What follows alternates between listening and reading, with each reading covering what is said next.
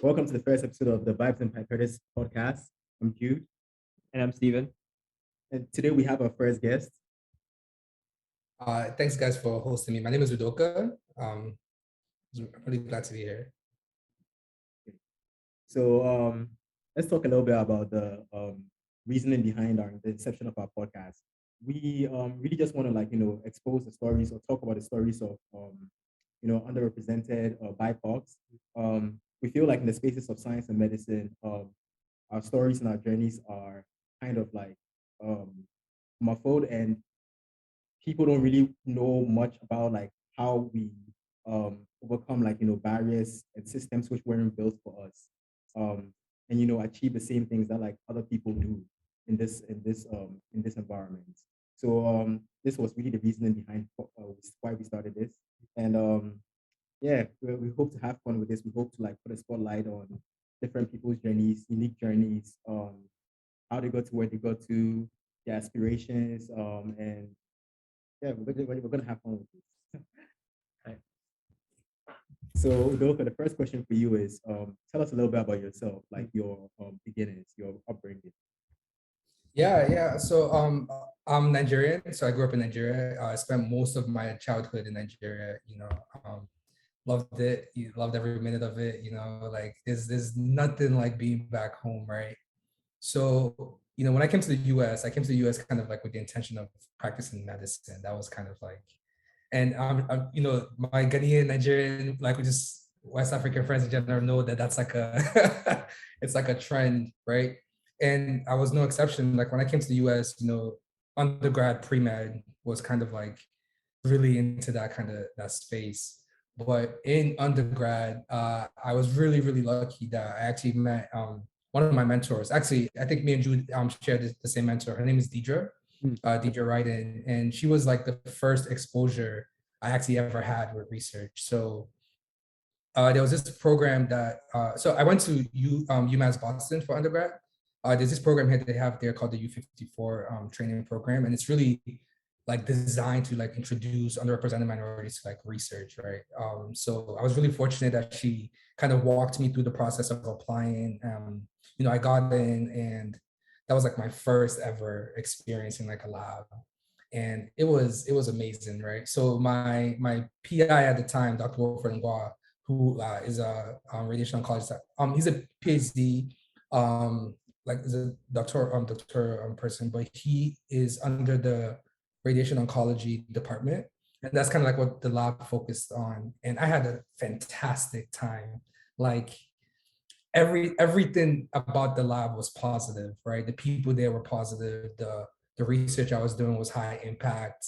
Like the location, I was at Longwood Medical Center, so you got a chance to meet all kinds of healthcare professionals. And I actually told myself that this is what I wanted to do instead. Like I jumped ship, like honestly. So then, after that, at that point I had like maybe 2 years of research experience, but it wasn't enough to be competitive in terms of a PhD program, right? Because like if you looked at my transcript at the time, it's all like kind of clinically leaning. So, I had to do a postbac. That was kind of like not optional. But I was, again, really fortunate that the U54 program also had a postbac component to it. So, through Deidre, I was actually also able to apply again, got in, and did my postbac, same place actually, with Dr. Ngwa. And, at that point, my application was strong. I thought, like, I had a few papers out, I had done some lab work. So I applied, and then living in Boston, I got accepted to Tufts, and obviously I lived in Boston, so it was like a perfect next step. So then I went to Tufts for my PhD program. Now, I just want to remind you guys that like I grew up wanting to be a doctor. Like that had been my entire identity, right? So it was jarring, like kind of like throwing that all away.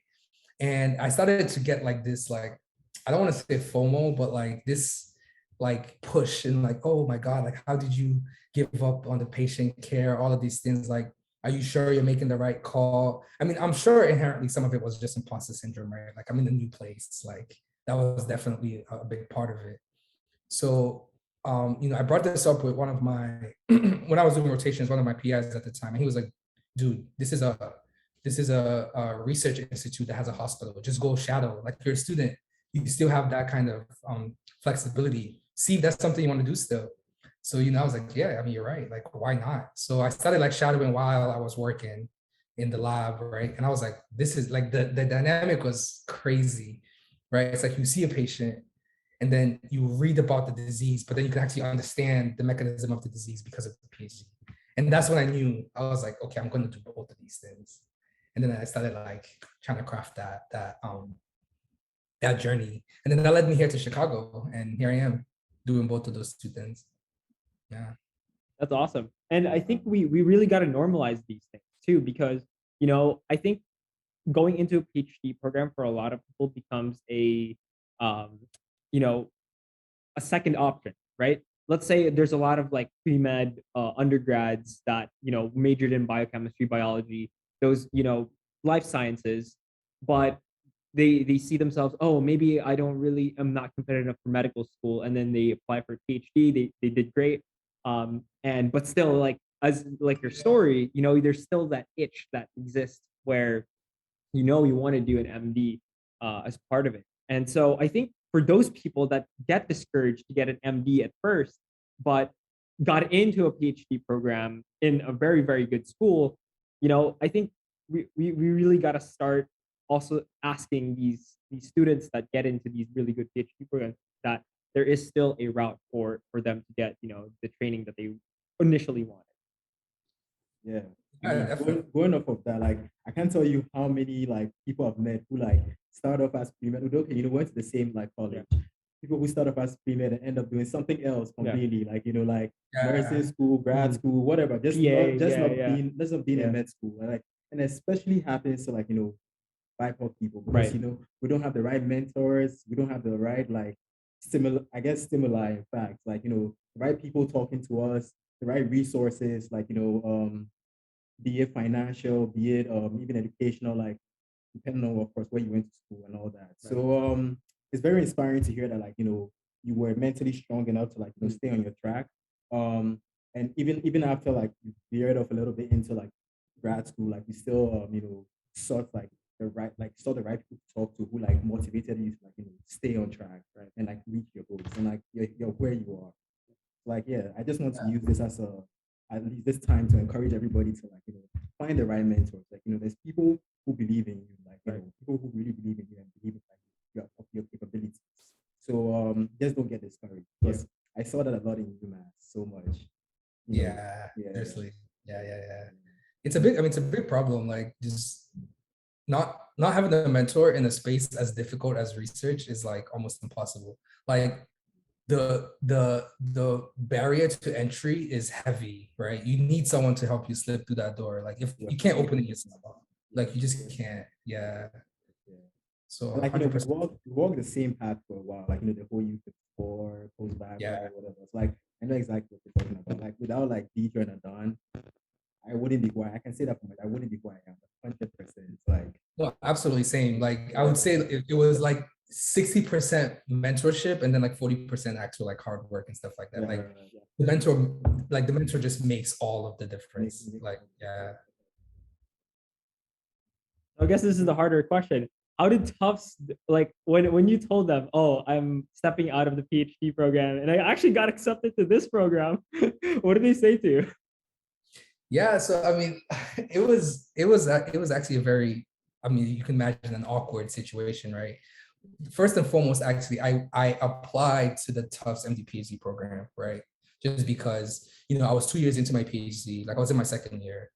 It would have just made so much more sense to transition because then I would have kept the 2 years of work that I did. Yeah.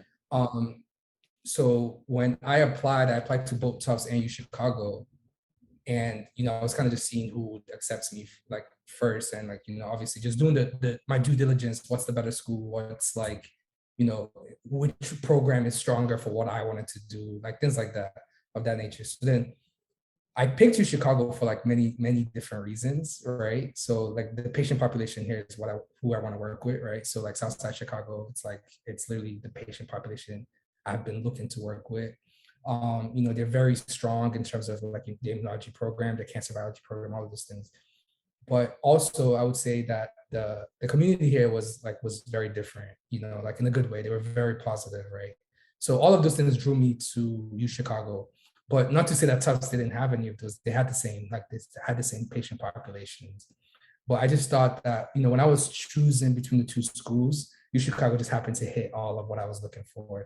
So when I told the administrators that I was leaving, as you can imagine, they do not want to let any student not complete the program, right? Like it looks bad on their part, completion rate drops, like all of those things.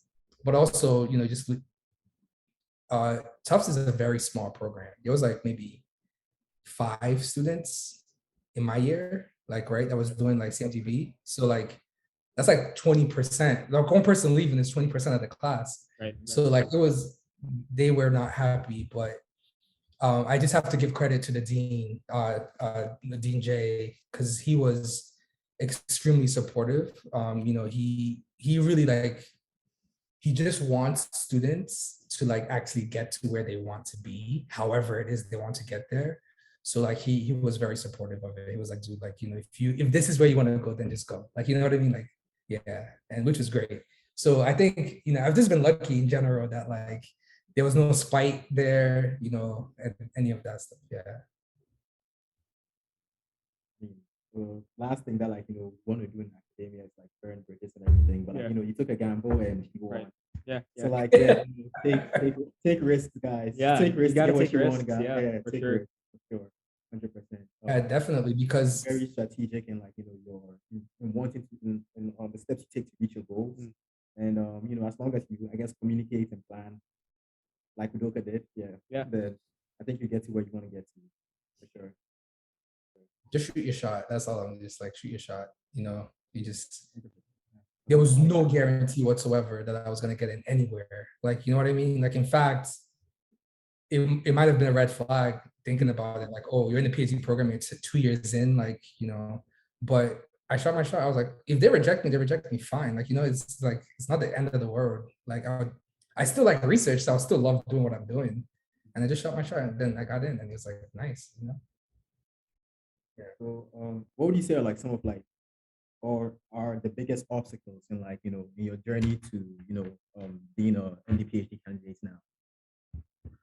Yeah, I mean, wow, there are so many, I feel like, for like marginalized communities in general. First and foremost, no representation. I think that's like the biggest barrier. Like you just can't see anyone who looks like you doing that kind of work, right? And already that's just discouraging as it is, right?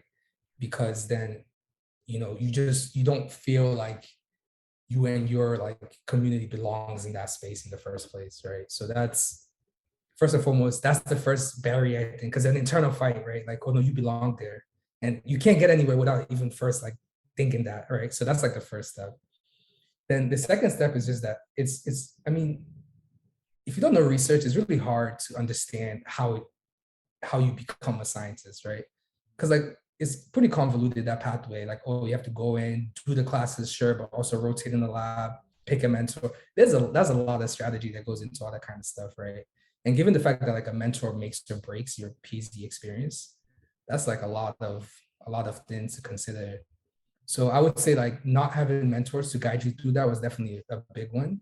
Like we had Deidre, which is fantastic, but it's crazy that it was just one person, right? If you think about that, like one person for me, for you, for Anu, like if she was, and she, I don't know if I could share this, but like she moved on to a different school for like career development, right? So that means she's not there anymore, which means who's taking care of the students now, right?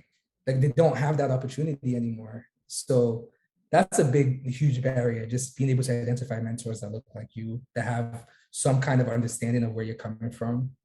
Yeah, that's definitely a big one. And then, I mean, the other one is going to be kind of, it's like FOMO, I would say, when you see your classmates like making money at like right out of college, right?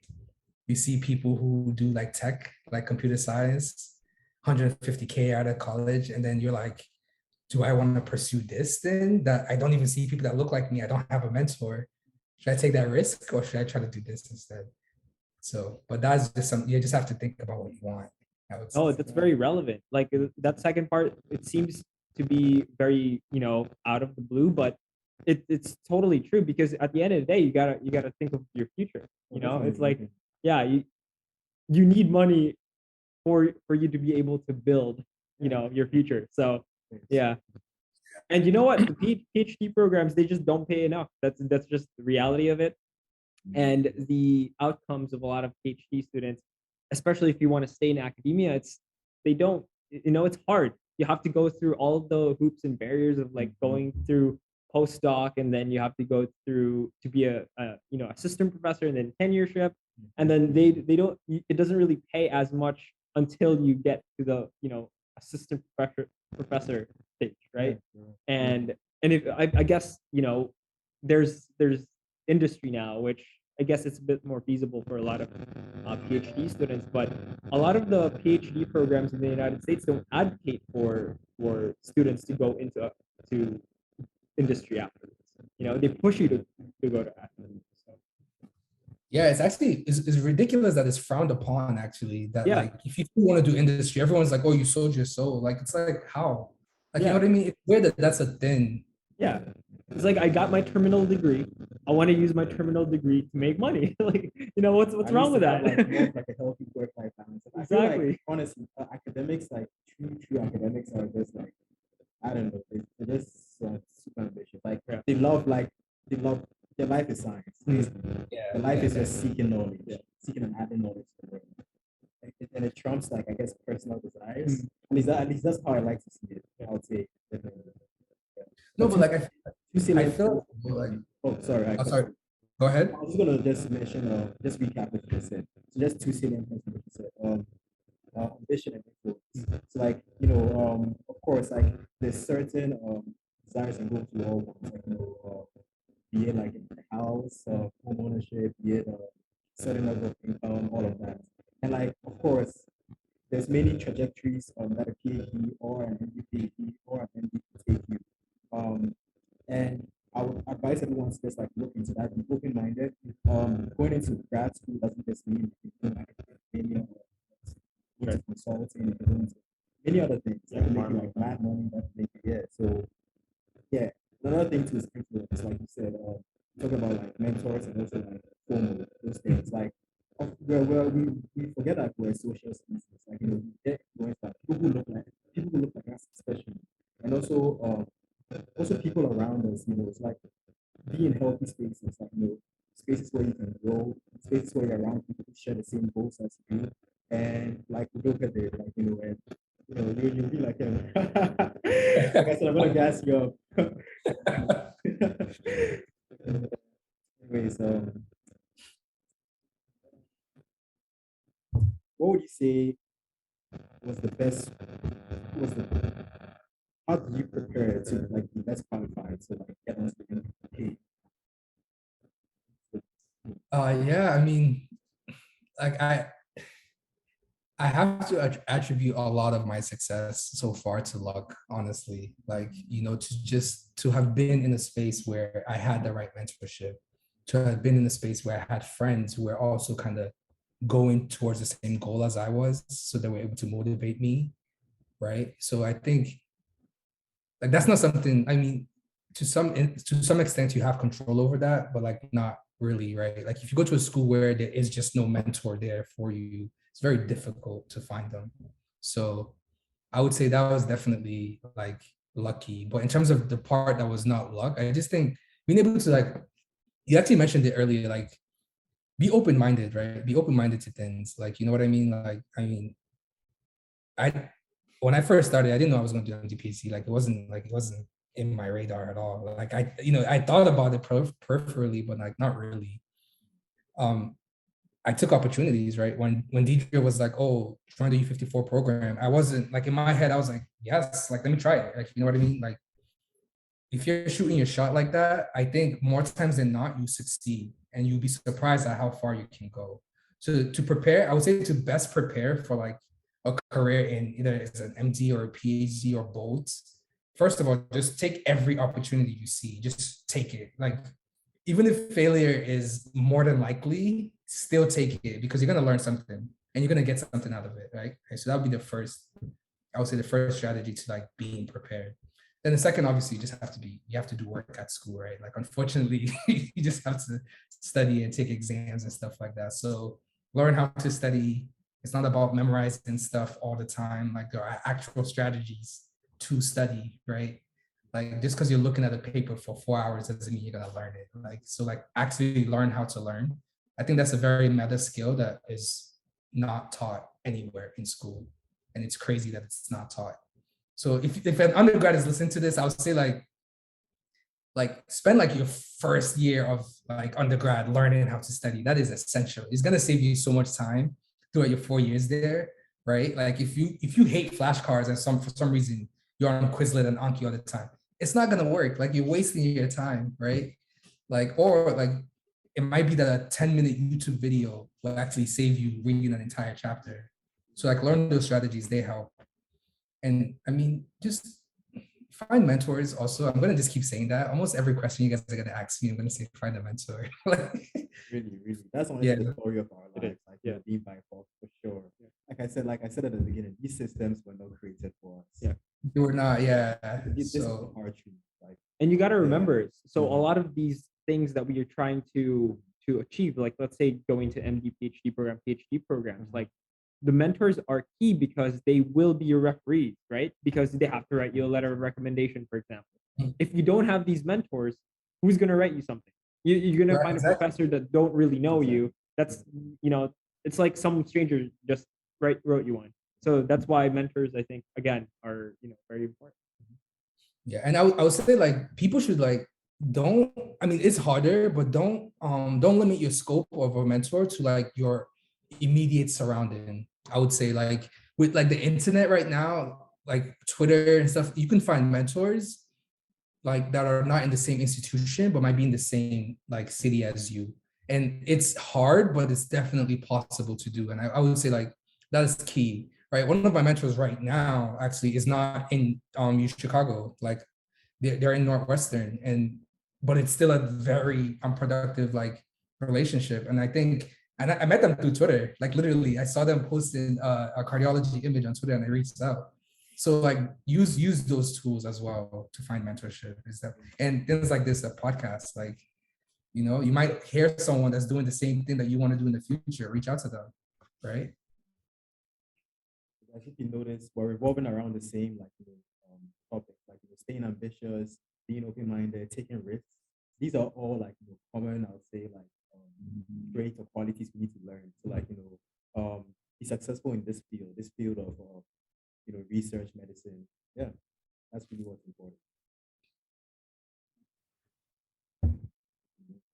Yeah. Are we going? Yeah. Yeah. Very So I guess since we've talked about your journey and your now current MD PhD track, it's I guess what do you want your goals to be, for the year? Because I know it's a bit harder to ask you like, oh, what do you want to be as a doctor? Because there's so much more training that you have to do.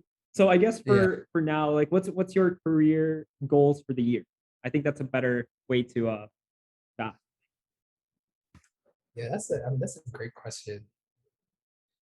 I mean, if I had to pick a goal for 2022, I would say just based on kind of where I am in my training, it would be to really solidify who I want my PI to be, because I think that's going to be the most important mentor throughout my graduate training, and in what space I want to actually do my PhD in. Because I've actually I feel like I've been in the cancer biology space. I liked that a lot.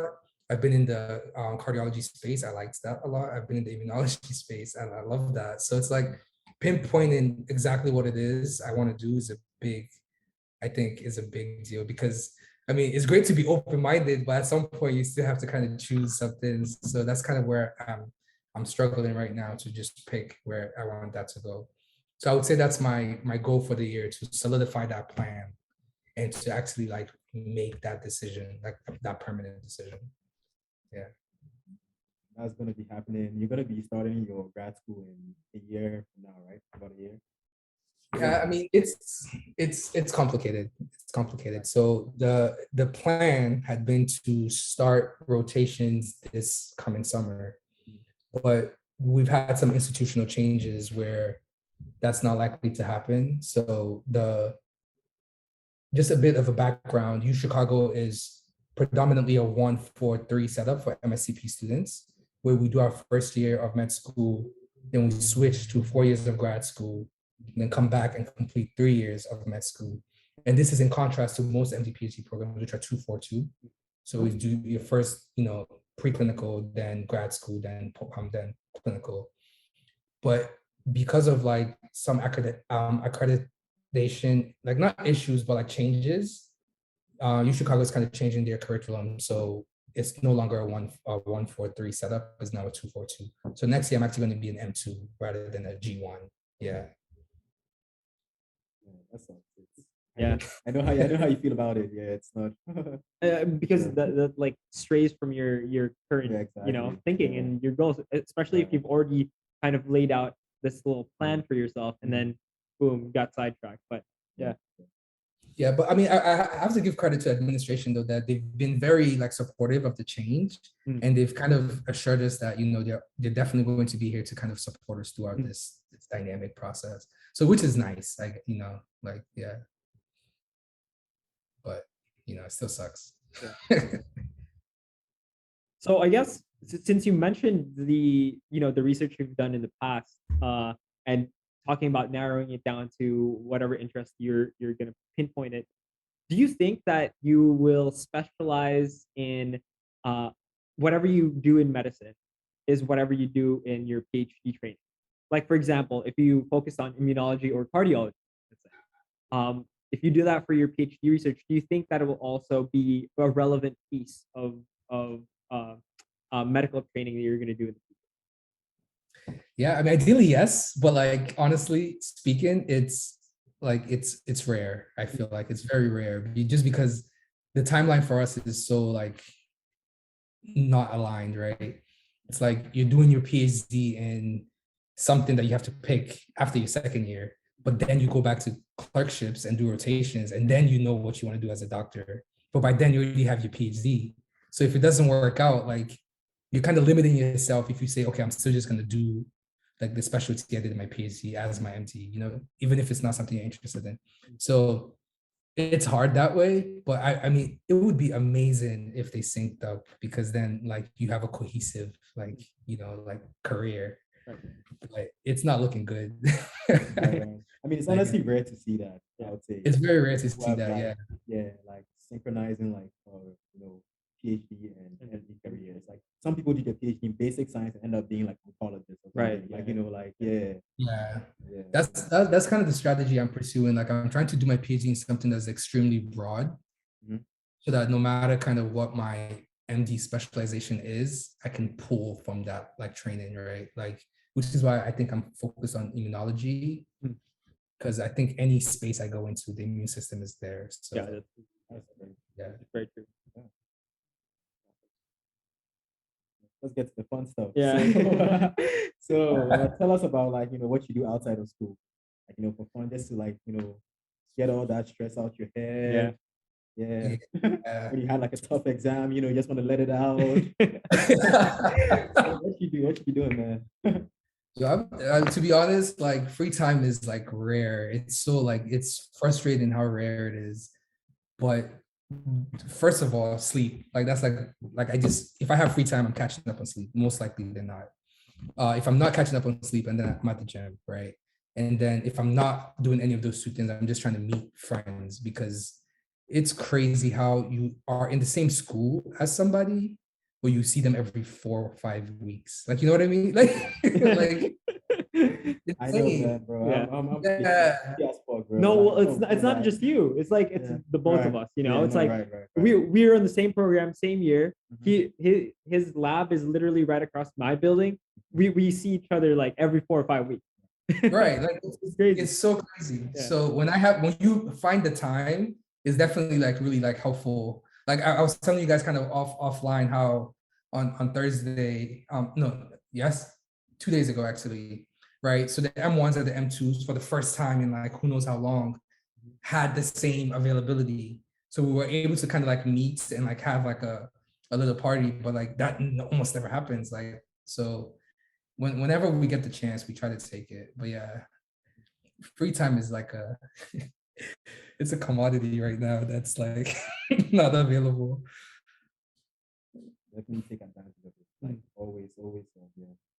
Yeah. Let's see. What are you looking to what activities school wise or like I don't know, maybe in Chicago in the city are you looking forward to like in the summer, like Yeah, do you have some free time sometimes in the slated. summer? Yeah, exactly. Yeah, I mean, first of all, I'm looking forward to spring break. This Oh, like this okay, spring. okay, there you Yeah, go. like so we have a full week. So for the first half of the week, I'm going back home to see like my family. Like, and you know, I just like my brother just had a baby, so he's turning 1. So I'm going to go Congrats. see him and to see my nephew, which is exciting, you know. So I'm like pumped. Like that's all that's getting me through these exams, honestly. And then for the second half, I'm actually going to Mexico. So there is opportunities to have fun. Like, so it's rare, but it's there. And then in the summertime, I mean, Chicago is amazing in the summer. So like I came last summer and I had an amazing time, even though I was only like free for like a month. Mm. This summer is gonna be like I'm gonna have the whole summer to kind of explore. So I'm looking forward to seeing the food scene here. It's not New York, but it's pretty close. No, yeah, Chicago's an awesome city. It's cleaner than New York for I sure. haven't been. Yeah. I gotta go out there Yeah. for sure. Sure. Yeah, it's crazy how big it is for like a big city, because it's big in population, but it's also just massive in just size. Like you go to a fountain that is like blocks of empty space, and it's just one fountain in the middle. If it was Boston, that would be like 16 high rises. You know what I mean? Like, so it's pretty cool to see how much like land they just have, and they're not doing anything with it. They just want it to be for like public use. The one thing I keep seeing about Chicago is that big circle thing. What's it called? It's like a The beam? reflective thing. The beam, yeah, right? the beam, yeah. Yeah, Okay, yeah. Where's it? let me Like let me not downtown? ruin it. Yeah. It's like right downtown, like right next to Magnificent Mile. Yeah. So it's like it's a giant park, right? That goes like it goes pretty much throughout the whole of Magnificent Mile. And it has the bean is actually a very small part of that, but like it's just a landmark that people know. Yeah.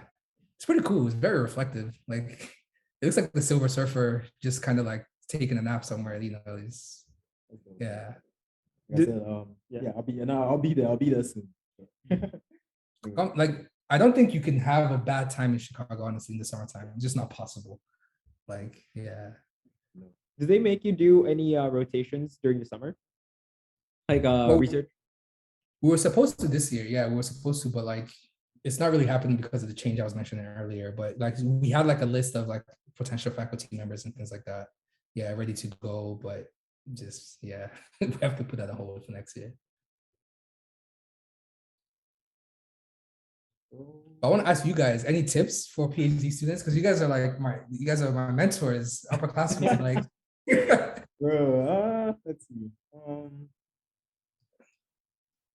think I'm just gonna like spin back on like the things you said already, like really, which is I mean you've been in a PhD program already, so you kind of have some insight. But like yeah, like take advantage of your free time. Of course, stay ambitious, stay open-minded. Yeah. I mean, honestly, like right now we're in a tough time. Definitely, we're about to like our qualifying exam is. I mean, our proposals are due Next in week. 48 hours, Yeah, like yeah. about 48 Yeah. hours. So oh wow, pretty stressful okay, time. Yeah. But yeah. yeah, we're getting there. Yeah, Getting yeah. there. Yeah, no, Don't really have qualifying exams are stressful. They're right. very stressful. Yeah. Like, I what you think guys got? for me, I feel like the process of PhD has been, it's not trivial, it's really hard.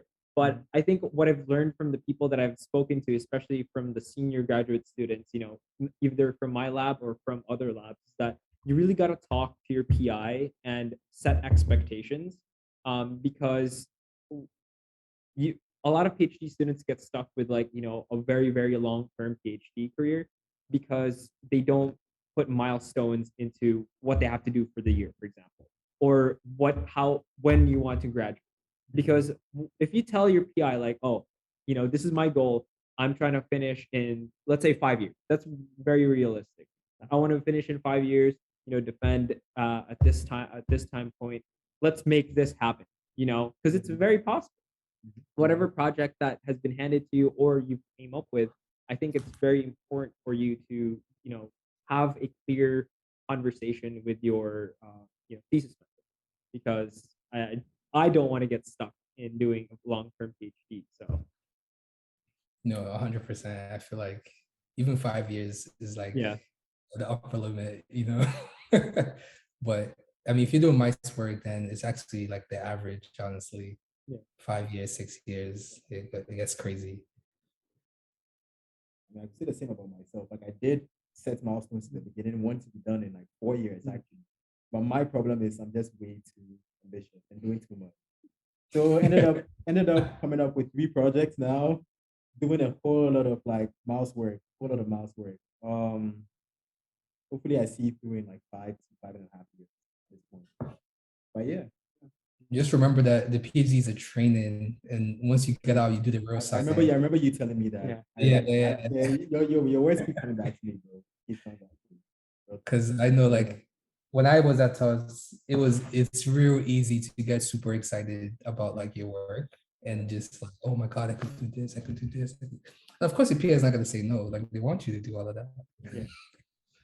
Yeah. Oh, also fellowship. I know a lot of the barriers exist in non-resident um, students, but if you have the qualification or if you are eligible, I know it's hard for some people to write, especially for fellowships and either internal or external. I think those really make a difference in terms of how you can motivate yourself to do something.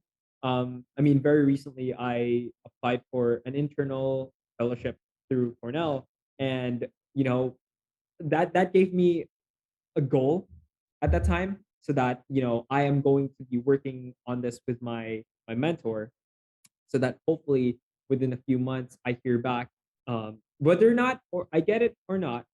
At least I have a framework of what I could do in the future, because now I have this fellowship that I have certain things, research proposal, letters of recommendations. I could use that for more, because if you don't apply for something, you will never get it. So Shoot your shot, right? yeah, yeah, Exactly. shoot Round your of applause. shot, shoot your shot. Yeah. I mean, these this professional school, I guess this spectrum of professional school, med school and grad school, it's all about self motivation. That's really what it is. Fair. Like, Yeah, bet on yourself, in any and every way. yeah, Um, like Steven said, he envisioned like applying for a fellowship, all that. And yeah, he applied right already. yeah, yeah, Sent yeah, it and all yeah. that. Yeah. I applied for this actually this award last year. The Rising, it's a new award from Self, the Rising Black Scientist Award. I want to plug it in actually to all my black people. Definitely apply to it next year. Yeah, great award. 10K, 10K in that. I didn't win it though, but like hopefully next year. Yeah, but you have to Yeah. do it, because like if you Yeah. don't, then you don't get yeah, the chance exactly. to. Yeah, bet on yourself. Yeah. Bet on yourself. Never like so I think self-confidence is a must. Definitely self-confidence. Yeah, Yeah, absolutely. yeah, yeah. Because I mean, no one is going to be rooting out for you as much as you are. Like, it's just not Right. possible. Yeah. It's like believe in yourself until proven otherwise. You know what I mean? Like, Exactly. always think you can do everything until proven otherwise. I mean, don't be arrogant, obviously, but have the confidence. Like, oh yeah, I could probably do that if I wanted to. And then you try it, and then if it doesn't work out, you're like, okay, I learned A, B, and C. Let me try it again. Exactly. Versus, I don't think I can do that. I'm not gonna try, and then wasted opportunity. Then that's a 100% guarantee you're not gonna get anything. And so yeah, I Man, mean I that I love guess this. that really wraps up, the I whole love this, content man. of this interview, because it's Yeah. like really shooting your shot, being ambitious of what you want to do. Because as Udoka is really a great example of someone who was in a PhD program and still wanted to pursue the medical training that he wanted, and got into a really, really good MD PhD program at UChicago.